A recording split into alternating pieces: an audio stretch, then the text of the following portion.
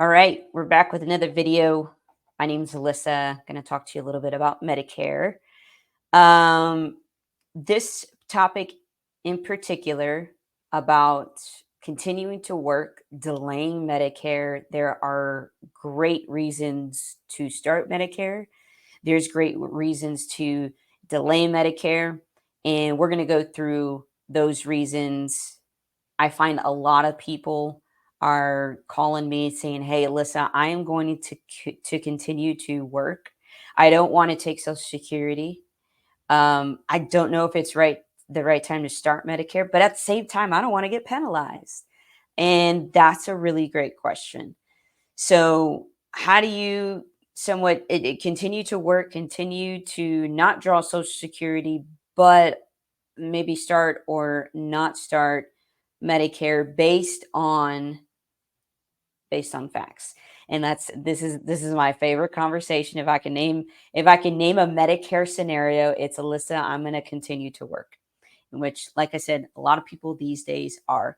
So what I'm going to be working off of is actually it's called a fact sheet. It is from cms.gov. As promised, I always work from some kind of unbiased point in all of my videos.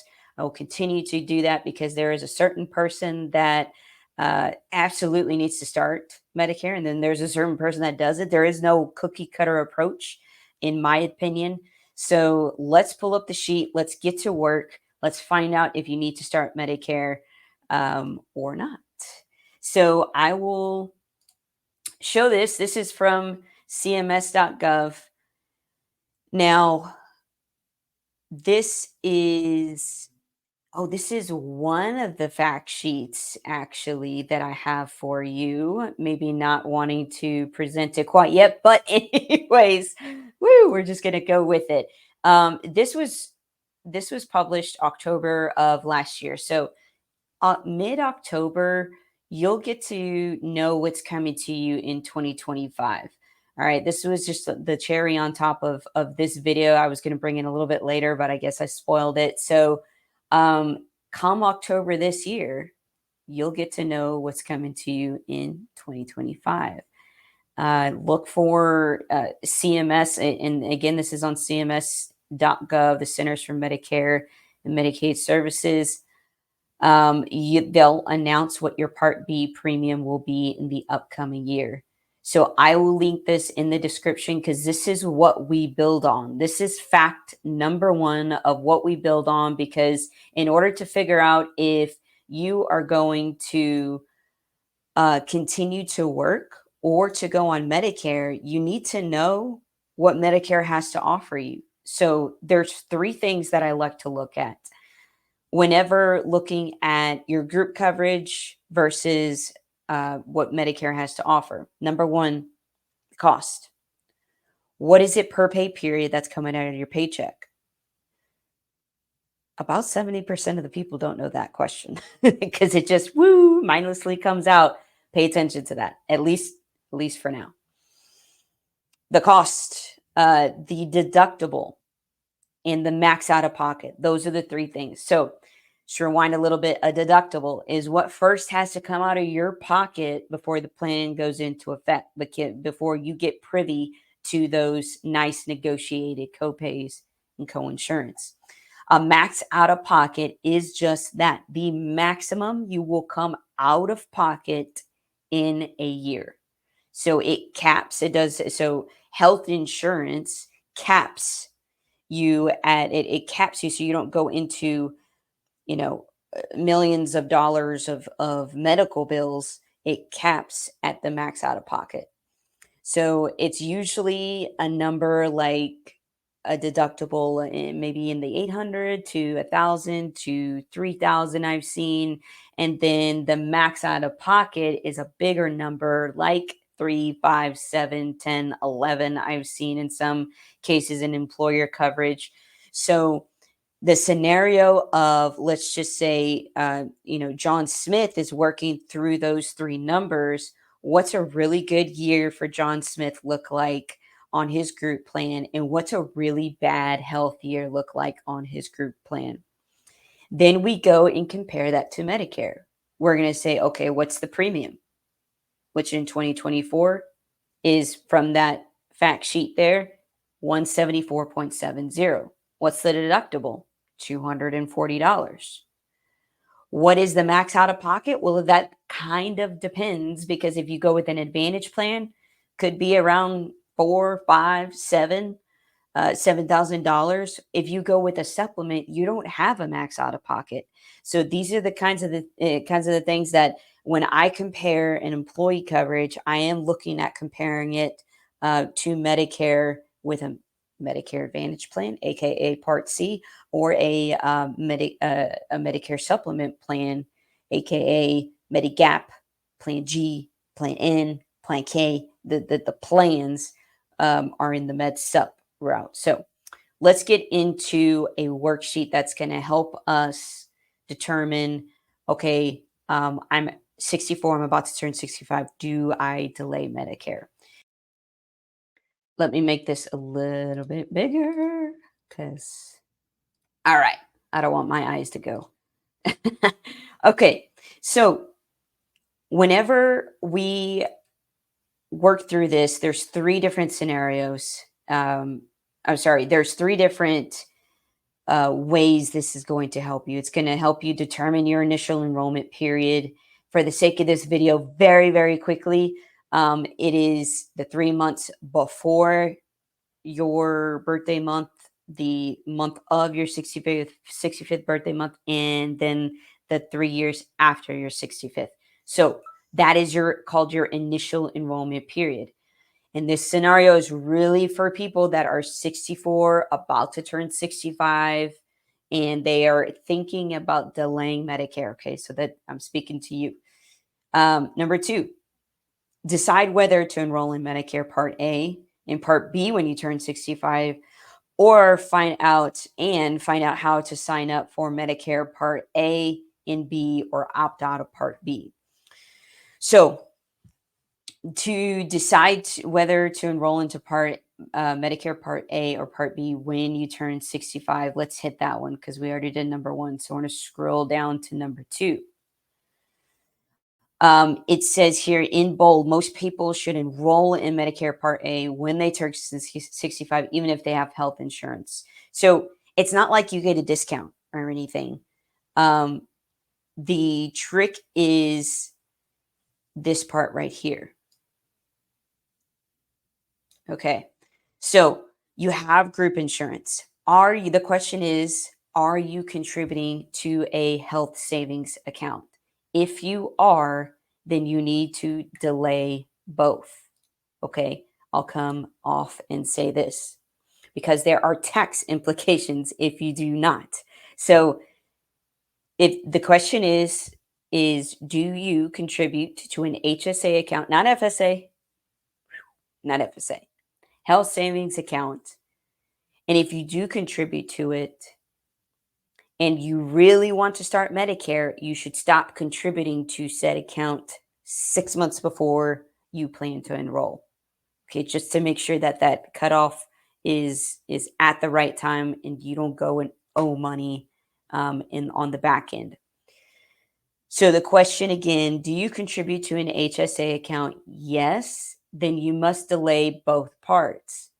No, I don't contribute to an HSA account, then you are free to at least enroll in Part A when you turn 65. All right, let's go back. So we went through that.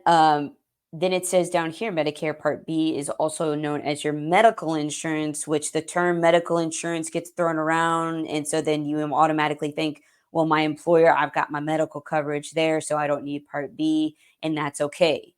You can enroll in A and delay B. Now, the bold part is most people need to enroll in Part B when they turn 65. Only people who have health insurance from their employer or their spouse's employer may be able to delay enrolling in Part B. So how do we know? How do we know that it's safe to? Okay, so let me come out and say this. This is how you know if it's safe to delay Medicare. Um, if your group coverage is offered by a company with at least 20 employees or more, you have credible coverage. If it does not, you better enroll in Medicare, okay? Because then Medicare will become the primary. So if you do, and this goes if you enroll in your own employer coverage or if you are enrolled in spouse's coverage, as long as it's both credible, you will not incur penalties. So this is a really good situation to stop at and say, this is a situation, this particular one that I'm about to say, I run into this a lot. They say, hey, I'm on my group coverage, but my wife is 4 or 5 years younger sometimes, and she's also on my coverage. Or the same thing. I'm on my wife's coverage. She's younger, and it's credible coverage. And so the situation where you are the main employee and you have maybe kids or you have spouse on your health insurance. That's a situation where, okay, it's not only your premiums we have to compare, it's also the premiums if your wife needs to go off or your husband needs to go off of your group insurance. Now, what am I paying for that person to have coverage? Also, the kids. I get a lot of people who have kids and they're, 20, 21, 22, 23, 24, 25. And so now I've got to go find them coverage now. So financially, it may not make sense for that household that has the employer plus spouse plus kids or employer plus spouse on that plan. It may not make sense for that individual to then go into Medicare because the riders on that policy, they're saving a lot of money with the group coverage, and every group coverage is different. In most cases, this is what I'm seeing whenever the spouse is on the coverage in which the Medicare beneficiary is the 64-year-old about to turn 65, and that person is carrying the coverage. May not make sense at that time. So that is one scenario. Let's move on. All right, how much will I pay? I gave you that link. So let's move on to, okay. COBRA health insurance. So I currently have in bold there, I currently have health insurance from a previous employer, including COBRA or retiree insurance. I don't know why they didn't make this like highlighter yellow, blinking in your face, making sound effects because so many people miss this.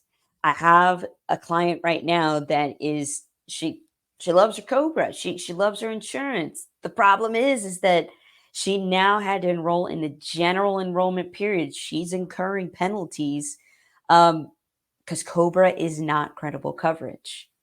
So if you elected to take Cobra, and here's where it gets a little bit icky, and unfortunately, it gets icky just because it's offered to you, just because your company says, hey, I got you.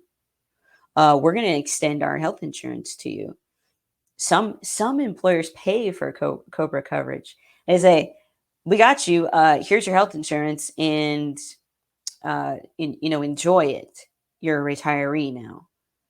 That doesn't mean that it is kosher to or it fits within the regulations and rules of Medicare. The same thing with retiree coverage. It doesn't mean that it's okay. So if you have COBRA coverage, it's not credible. You should enroll in Part A and Part B of Medicare. All right, let's go back to our little worksheet. TRICARE and Champ VA is going to be a video all in itself because it's worth a video all in itself. I have a lot of clients that have TRICARE, Champ VA, they have VA benefits. That's a whole mouthful. I love talking about it, so stay tuned and look out for that video in the future. So here's another one. I have health insurance based on my spouse or current employment from an employer with 20 or more employees. Oh, this is the same one. It's bringing up COBRA again. I already coached you guys on the health savings account. Big thing. Here's this little fun tip right here. Do I have a health savings account? And you can check yes or no here. So I really like this worksheet to work through. I hand this out to a lot of my clients that have questions, or if they're unable to book an appointment right away, I have them work through this. This is a great little worksheet. Okay, so we've been through the HSA. So after that, it says you have completed task 2. Go to task 3 on page 7. So let's scroll all the way to page 7. Okay, it says find out how to sign up for Medicare Part A and Part B or opt out. So if you're at the point where you say, I want both Part A and Part B to start when I'm 65, I'm going to tell you what's on page 8. It's very easy. You go to ssa.gov. You apply for Part A and Part B. It does not mean you are starting your Social Security income. Just because I send you to SSA doesn't mean I want you to apply for your Social Security to start. Most people are delaying. There are some people that are taking. Whatever it is, they are separate on this website, the applications. So you would apply for both Parts A and B of Medicare on ssa.gov or in person or on the phone. Okay, I want to delay Part B, but start Part A when I turn 65. Same instructions. You would go to ssa.gov, you would create your portal. That's what it says. It says, I want to apply for my Medicare. Boom, click on that, create an account. Then it says, I want to enroll in both Parts A and B or just A. And then there's a tab alone to say, I want to start Part B only. Okay. I want to hit this one because I get a lot of phone calls. They say, I want to delay both Parts A and B. What do I do? Do I call Social Security? The answer is no, you don't. All right, let's see what page 12 says. I want to delay both. So to find out if you could delay, okay, I will be getting benefits from Social Security. Oh, this is a really good. See this sheet? This sheet here just gave me a thought. Here's what it says, and I'll go through these next two bullet points. That way, for sake of time, you don't have to read it. Okay. So what it's saying in those next two bullet points is if you are starting your Social Security or have already started it, let me rewind. What it's saying is if you are already on your Social Security, you're going to automatically get enrolled. So I also get a lot of people that say, oh my gosh, why am I paying for my group coverage and Medicare? How did that happen?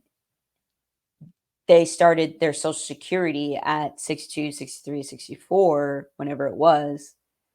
And when you're on Social Security, it just arrives in the mailbox, your little red, white, and blue card. You do have the option to delay Part B. You do not have the option to delay Part A. So you'll have to stay enrolled in A, but you can delay B at that time.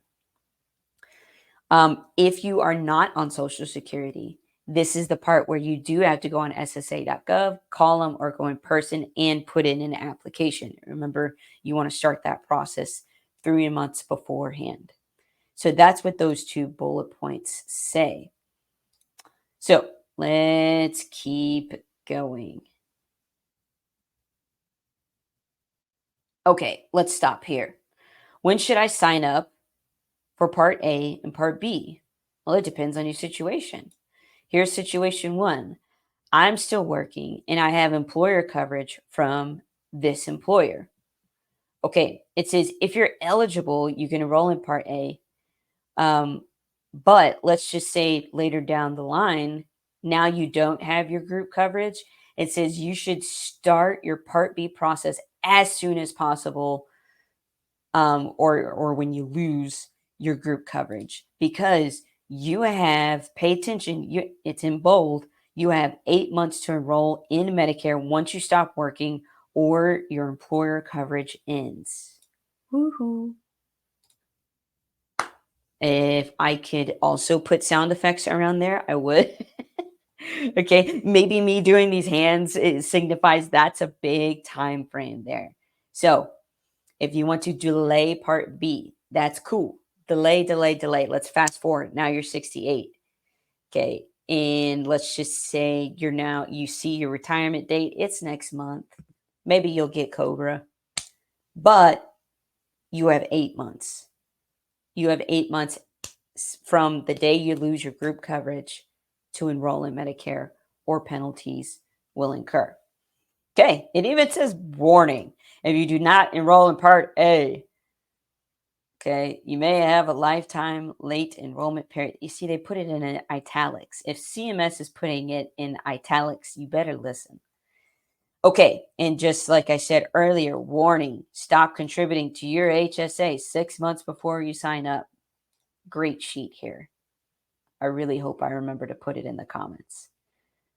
If not, comment and say, put it in the comments. Okay, here is scenario number 2. I am not still working and do not have coverage from an employer. Whoa. Okay. If you do not enroll during your 7-month initial enrollment period when you turn 65, so 64 to 65 is your IEP, it means that you made a boo-boo and you're going to have to then enroll from January 1st to March 31st. More than likely, you'll incur a penalty, and then it lists the penalties here. Okay. You have completed task 3. Okay, so here, this is what I wanted to show you. Let's go back and, all right, you're not getting Social Security, and you want to delay both parts of Medicare. This is the one where I get people on the phone and they're saying, "Oh my gosh, I need to delay. Do I call? Do I call Medicare? Do I call Social Security?" And the answer is no. If you want to delay both parts, A and B coverage, you do not need to do anything when you turn 65. Okay. So, what this means is when you turn 67, 68, whenever you're now saying, yep, it's time to enroll in parts A and B in Medicare, I'm done working, or I have an end date in mind, that's when you can go onto ssa.gov and say, yes, I want to apply for Part A and Part B. Then SSA is going to be like, you are 68, my friend. What have you been doing between 65 and 68 in terms of healthcare? Okay. Show me where you were covered and how. And here's a sheet to fill out. And then go take that sheet to your employer and say that, yes, he was covered or she was covered through our credible coverage. And then you mail that back to Social Security and they say, it is credible. No penalties incurred. Here's your red, white, and blue Medicare card. Enjoy retirement. And that's the process. And because it's a process, this is why we have to do things 3 and 4 and sometimes 5 months in advance, depending on where you are, depending on who you are. You know yourself. If you're a procrastinator, set reminders. I've got automated text messages and emails just flying without me knowing to people, because they literally say, please call me in a month. Please call me in 2 months. So, and they know themselves. So if you know yourself and you're a procrastinator, or if your HR department is just really hard to get a hold of, then imagine how hard it's going to be. You're retired and now you want, oh, excuse me, I don't work here anymore, but can you have this signed? Like, sometimes that takes weeks. So give yourself a little bit of time. Start the process early so you're not either having a lapse in coverage or you're just not trying to rush the process and then go into a plan that you don't really understand, so on and so forth. So start with some time to wiggle. So the next thing I'll go over is an actual case study. So an actual group coverage numbers versus a Medicare Advantage plan versus a Medicare supplement plan. And that's in videos to come. Thanks for watching the channel. Please subscribe, hit the like button. All of these things really help me spread the word to people who need help. Okay. You're helping me, helping you. So like, subscribe, stay tuned. And I can't wait for the next video because that's where we get into the numbers. All right. Take care.